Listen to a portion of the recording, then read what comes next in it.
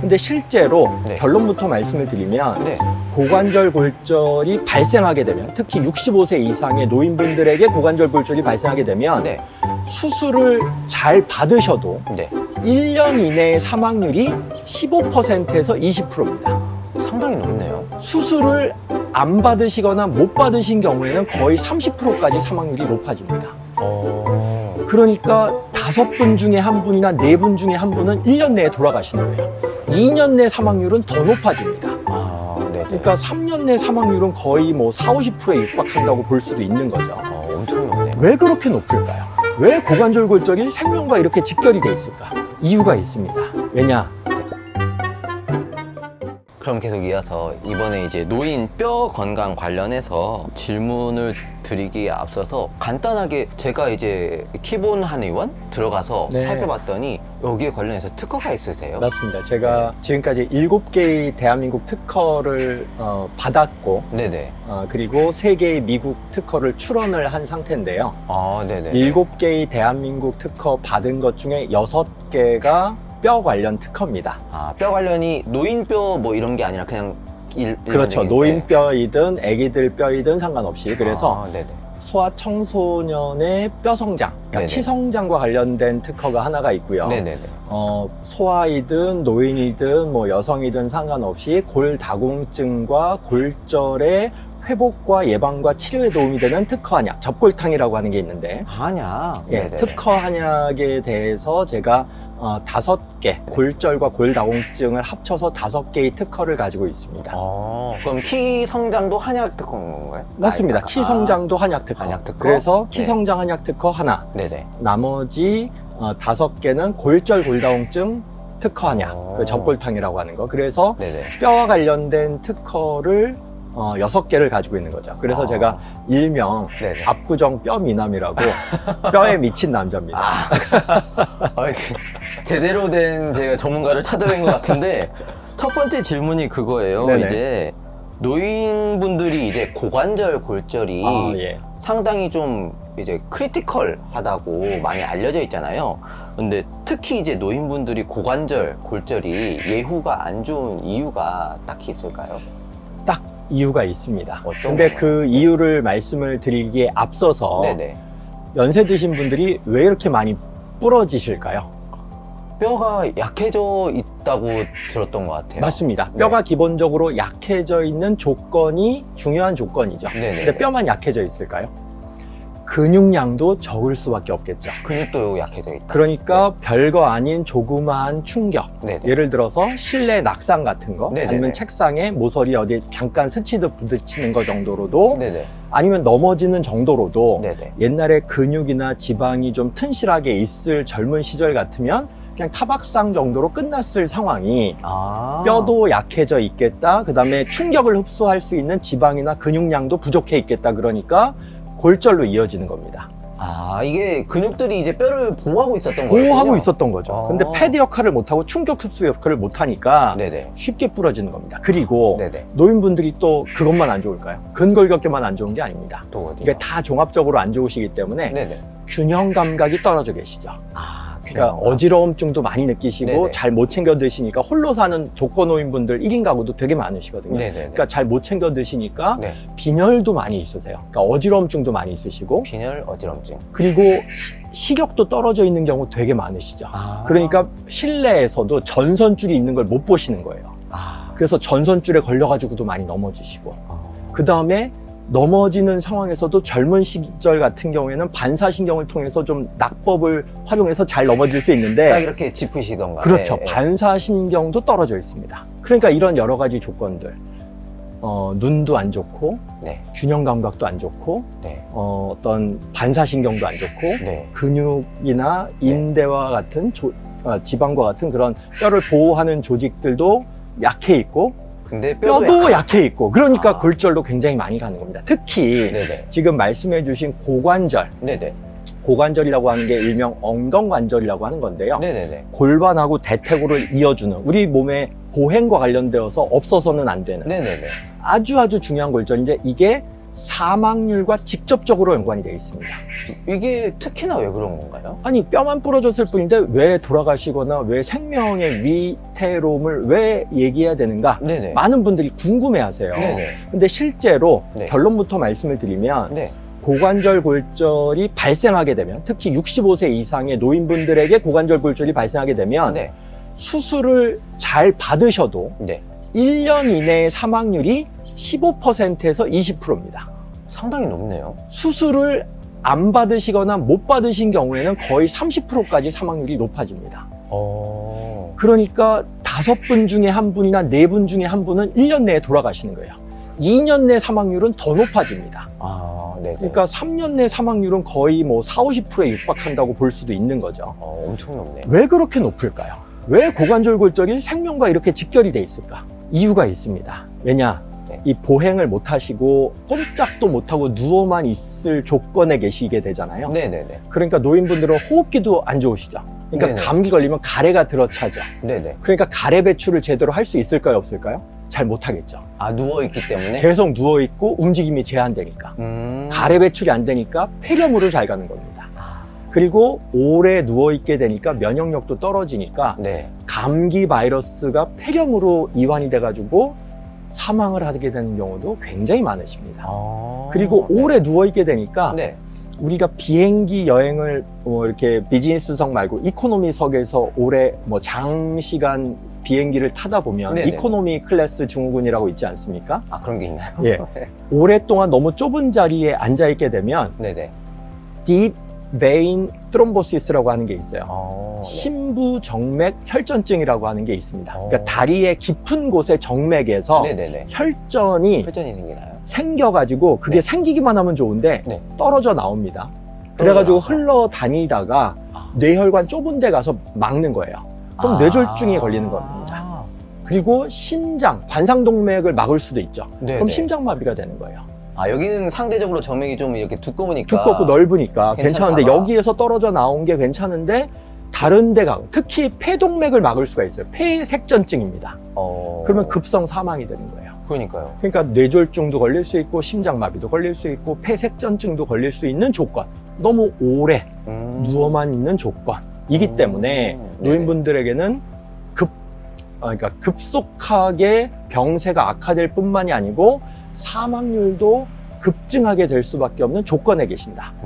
그러니까 노인분들, 특히 고관절 골절 있으신 분들은 네. 이거 언제 돌아가실지 모르는 상황이니까 적극적으로 조기에 관리해야 된다. 더 중요한 건 안 넘어지시게 뼈를 평소에 튼튼하게 해야 된다. 이게 더 중요한 부분입니다. 그게 더 그리고 중요하죠. 근력 관리를 해야 된다. 네. 이렇게 사망률과 직접적으로 연관이 있으니까. 그러면은 어떻게 보면은 처음 질문이랑 좀 연관이 있는 건데, 이제 방금 뼈가 약해져 있다고 말씀을 하셨잖아요. 그 골다공증이 이제 대표적으로 이제 뼈가 많이 약해져 있는 상태를 이제 말씀을 많이들 하시는데, 골다공증으로 이 골다공증에 대해서 좀 자세하게 설명을 좀 해주시면 좋을 것 같아요. 네. 예방하는 방법이라든지. 알겠습니다.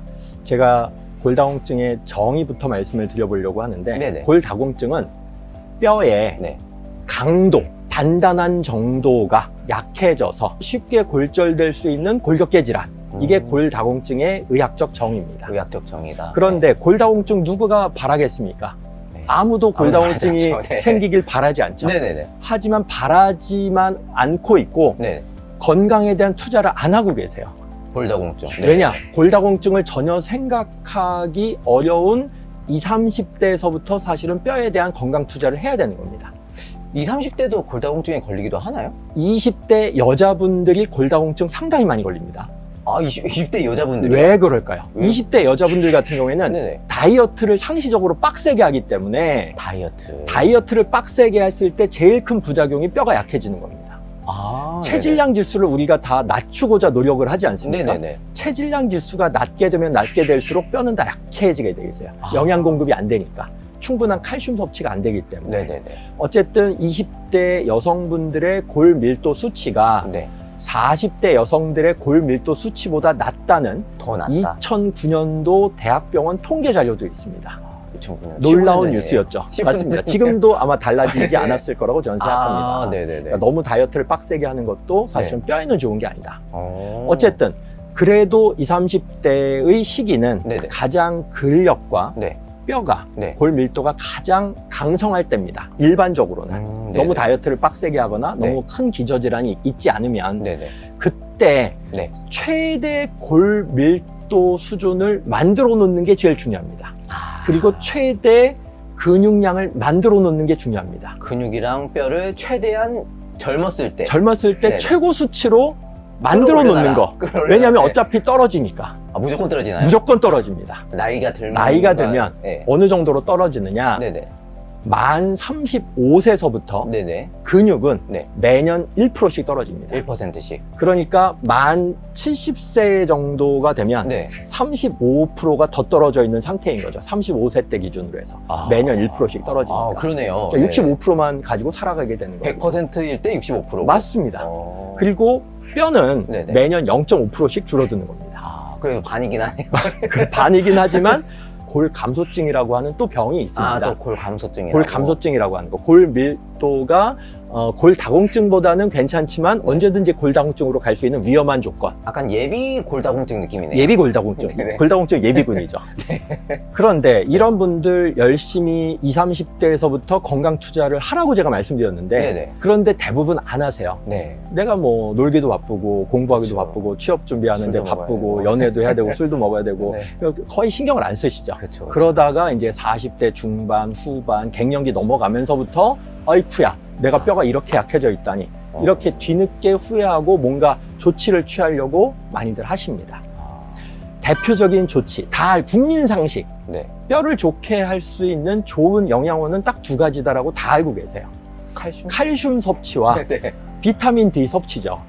비타민 D. 네. 그렇죠. 지금 이렇게 햇빛을 우리가 네네네. 지금 구름이 약간 가려졌지만 좀 네. 전까지만 해도 햇빛 많이 노출되지 않았습니까? 살짝 덥더라고요. 네. 햇빛을 많이 쐬는 거. 네. 이게 뼈 비타민 건강에. 네. D의 활성화를 위해서 매우 중요한 조치. 네. 그래서 많이 운동하라고 하는 게 햇빛 받으려고 하는 겁니다. 햇빛 받으려고. 그 자체로 근육량 늘리는 것도 중요하지만 네네. 비타민 D가 많이 생성이 되게 하고 네네. 또 비타민 D가 많이 생성이 되게 하는데 아주 좋은 네. 음식이 있습니다. 어떤 두 가지가 있습니다. 어떤 비타민 D는 비타민 D. 버섯. 버섯. 좋아하십니까? 네, 좋아합니다. 버섯을 많이 드십시오. 그럼 뭐- 비타민 D가 활성화되는데 아주 큰 역할을 버섯이 하기 때문에 네. 뼈가 튼튼해지고 골다공증 예방하는데 아주 좋은 식품입니다. 종류는 상관없나요? 종류 상관없습니다. 뭐 팽이버섯이든 송이버섯. 팽이버섯, 송이버섯, 느타리버섯 큰 아. 상관없습니다. 알겠습니다. 단위 부피당 네. 비타민 D 함량이 가장 높은 식물성 식품은 버섯입니다. 버섯이군요. 그러니까 버섯을 많이 드셔야 돼요. 알겠습니다. 그리고 네. 동물성 단백질 중에서 네네. 등푸른 생선이 비타민 D 함량이 굉장히 높습니다. 고등어 같은 거. 고등어 네. 아주 좋죠. 그런 것들을 평소에 많이 드시면 뼈 건강, 특히 골다공증 예방에 도움이 된다.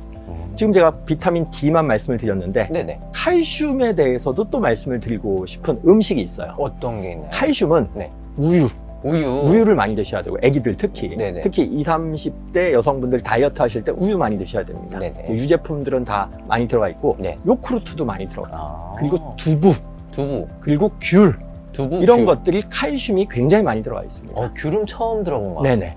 어쨌든 이런 비타민 D와 칼슘의 원천이 되고 보고가 될 수 있는 음식들을 많이 드시고 네. 햇빛도 많이 쬐시고 네. 20, 30대에 운동 많이 하시고 네. 이런 것들이 중요한데 네. 사실은 좋다고 하는 것들을 많이 하는 것도 중요한데 네. 좋다고 하는 것들을 많이 먹는 것도 중요한데 안 좋은 걸 안 먹는 게 더 중요합니다. 어떤 게? 그게 대표적으로 네. 우리나라 분들이 뼈에 안 좋은데 실제적으로는 네. 뼈에 좋은 줄 알고 너무 많이들 드시는 게 하나 있습니다. 그런 게 있나요? 그게 사골국입니다. 그게 안 좋아요? 안 좋습니다. 매우 안 좋습니다. 특히 왜? 오래 장시간 푹푹푹푹 팔팔팔팔 끓이는 거 오랫동안 끓이고 네. 뼛속까지 막 진액을 먹겠다 싶은 생각으로 네. 한 번, 두 번이 아니고 세 번, 네 번, 다섯 번, 10번 이상 끓여가지고 푹 고아서 먹는 사골국. 네. 이게 뼈에 대표적으로 안 좋은 겁니다. 왜 그럴까요? 곰탕이라고 해서 다들 뼈 붙으라고 막 드시잖아요. 그렇죠. 네. 골다공증 있거나 네. 골절됐거나 그러면 네. 사골국 막 이렇게 홈쇼핑에서 사가지고 막 보내주시는 분들 네네. 되게 많으시거든요. 왜 그런 그게 거예요? 돈 주고 못 버리는 거다. 네. 왜냐? 사골을 팔팔 끓일수록 네. 오래 끓일수록 장시간 끓일수록 네. 사골 안에서 영어 대문자 P가 네네. 화학기호로 인 성분이거든요. 네, 피. 네. 인 성분이 많이 나오게 됩니다. 네네네. 인 성분이 많이 나오게 되면 네. 칼슘의 뼈 흡수를 방해하고 아, 뼈 안에 있던 칼슘을 오히려 몸 밖으로 빼는 역할을 합니다. 그 용출시키는 용출시키는 네. 거죠. 그러니까 인하고 칼슘은 비례관계, 아. 반대 관계다. 그리고 더 문제가 되는 게 있습니다. 어떤 게 우리가 사골국 먹으면서 사골국만 먹지 않잖아요. 밥도 먹죠. 밥도 먹으면서 밥보다 중요한 건 소금입니다. 소금. 아, 예. 소금을 간 맞추려고 네. 소금 이렇게 해가지고 소금 쫙 이렇게 하는데 네. 뜨거운 느낌 때문에 짠맛을 잘 못 느끼는 위험이 생긴다는 그쵸, 거죠. 그쵸. 네. 그러니까 생각보다 많이 소금들을 넣게 되세요. 네네네. 그리고 김치, 아, 그쵸. 염장을 하지 않습니까? 곰탕이랑 먹어야죠. 곰탕이랑 넣어가지고 네. 사골국에 넣어가지고 네. 짭짤한 그 김치도 많이들 드시거든요. 네. 나트륨 함량이 엄청 높아지게 된다는 겁니다. 네네. 나트륨이 몸에 들어오면 너무 네. 과도하게 들어오면 네. 신장에서 네. 칼슘을 재흡수를 해야 되는 기전이 작동을 해야 되는데 음. 그거를 차단합니다. 아. 그러니까 인성분도 많이 들어가 있고 나트륨. 나트륨도 같이 많이 먹게 될 수밖에 없는 조건이고 그러다 보니까 네네. 칼슘을 오히려 뺀다. 아. 그러니까 네. 푹푹 많이 고아서 먹는 사골국은 네. 뼈에 오히려 부정적 영향을 발생시킬 가능성이 높다. 아. 그러니까 사골국은 네. 자제하시라. 자제하시라. 뼈 건강을 위해서. 뼈 이 말씀 꼭 건강을 드리고 싶습니다. 아. 그러면 이제 뼈 건강에 도움이 되는 그거 외에 조금 더 뭐 말씀해 주실 게 있으실지? 예, 몇 가지가 있는데요. 네네. 저는 말린 자두, 푸른이라고 하는 거를 많이 추천을 드려요. 아. 자두에 네네. 비타민 K, 네. 뼈의 합성에 굉장히 중요한 역할을 하는 게 비타민 K거든요. 칼륨. 비타민 K. 아, 칼륨이 아니고 비타민 K입니다. 아, 네네. 칼륨은 또 다른 거고. 네. 비타민 K가 네네. 자두에 굉장히 많이 들어가 있고요. 아, 네네. 그다음에 항산화 효과를 내는 폴리페놀도 많이 들어가 있습니다. 그래서 폴리페놀. 노인분들의 뼈 건강을 위해서 자두를 많이 추천을 드리고 있고요. 말린 자두. 네. 네네. 그리고 또 하나, 두유도 많이 드시라고 합니다. 두유. 두유요? 오. 특히 검은 콩 두유. 검은 콩두유. 예. 그리고 병아리 콩. 콩 자체가 워낙 식물성 좋은 단백질이긴 한데 네네네. 병아리 콩에 네. 굉장히 뼈 건강에 도움이 되는 성분들이 다량 함유되어 있습니다. 그래서 저는 병아리 콩 많이 드시라. 이런 말씀도 드리고 있고요. 네네. 또 하나 견과류. 견과류. 어르신들이 네네. 견과류 먹으면 머리가 좋아져. 네. 이렇게 생각하고 드시지만 뭐 머리도 좋아지고 항산화 효과도 물론 있는데 네. 이게 오메가3 지방산이 많이 들어가 있습니다. 그래서 네네. 조골세포의 기능을 활성화시키는 데 상당히 도움이 됩니다. 조골세포. 뼈의 생성을 도와주는 거죠. 네네. 그렇기 때문에 저는 견과류도 하루에 한 줌 정도 이렇게 골고루 네. 뭐 잣이나 네. 뭐 밤이나 네. 호두나 이렇게 너무 한쪽으로 편식하지 마시고 네. 골고루 이렇게 한 주먹 정도 이렇게 드시면 어떨까 이렇게 생각을 합니다. 검은 콩이랑 견과류. 또 그리고 방금 뭐 말씀해 주셨죠? 지금 제가 병아리 콩, 아, 병아리 그리고 콩. 맞아요. 검은 네. 콩 두유, 검은 콩, 자두, 뭐 이런 것들 네. 좀 열심히 챙겨 드시면 좋지 않을까 생각을 합니다. 알겠습니다. 오늘 좋은 말씀 너무 감사드립니다. 감사합니다. 오늘도 이렇게 황만기 원장님 만나 뵙고 좋은 말씀 너무 많이 들었는데요. 이거 잘 편집해서 우리 시청자분들께 좋은 정보 전달해 드릴 수 있도록 하겠습니다. 오늘 너무 감사합니다. 감사합니다. 감사합니다.